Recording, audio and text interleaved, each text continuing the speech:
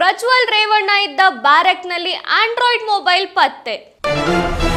ಪರಪ್ಪನ ಅಗ್ರಹಾರ ಜೈಲಿನಲ್ಲಿ ಸಿಸಿಬಿ ಸತತ 4ರಿಂದ 6 ಗಂಟೆಗಳ ಶೋಧ. ಮೊಬೈಲ್ ಜೊತೆಗೆ ಚಾರ್ಜರ್ ಕೂಡ ವಶಕ್ಕೆ. ಪ್ರಜ್ವಲ್ ರೇವಣ್ಣ ಹಾಗೂ ಸಹ ಕೈದಿ ಪ್ರತಾಪ್ ರಾಯ್ ವಿರುದ್ಧ ಎಫ್ಐಆರ್ನಲ್ಲಿ ಪ್ರಜ್ವಲ್ ರೇವಣ್ಣ A1 ಆರೋಪಿ. ಜೈಲು ಅಧಿಕಾರಿಗಳ ಹಿಂದಿನ ಶೋಧದಲ್ಲೂ ಮೊಬೈಲ್ ಪತ್ತೆಯಾಗಿರಲಿಲ್ಲ. ಕರ್ತವ್ಯ ಲೋಪ ಆರೋಪ. ಸಹಾಯಕ ಅಧೀಕ್ಷಕ ಈರಣ್ಣ ರಂಗಾಪುರ ಅಮಾನತು. ಬೆಂಗಳೂರು ಕೇಂದ್ರ ಕಾರಾಗೃಹದ ಎಸ್ಪಿ ಅಂಶುಕುಮಾರ್ಗೆ ಕಾರಣ ಹೇಳಿ ನೋಟಿಸ್. ಜೈಲು ಸಿಬ್ಬಂದಿಯ ಕರ್ತವ್ಯ ಲೋಪದ ಬಗ್ಗೆ ತನಿಖೆ ಆರಂಭ.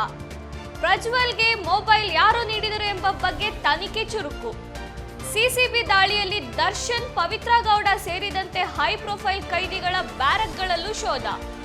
ಇತರೆ ನಿಷೇಧಿತ ವಸ್ತುಗಳ ಪತ್ತೆಯಾಗಿಲ್ಲ ಎಂದು ಪ್ರಾಥಮಿಕ ಮಾಹಿತಿ. ಪ್ರಕರಣಕ್ಕೆ ಸಂಬಂಧಿಸಿದಂತೆ ಪರಪ್ಪನ ಅಗ್ರಹಾರ ಪೊಲೀಸ್ ಠಾಣೆಯಲ್ಲಿ ದೂರು. ಘಟನೆ ಕುರಿತು ವಿವರವಾದ ತನಿಖೆ ಮುಂದುವರೆದಿದೆ.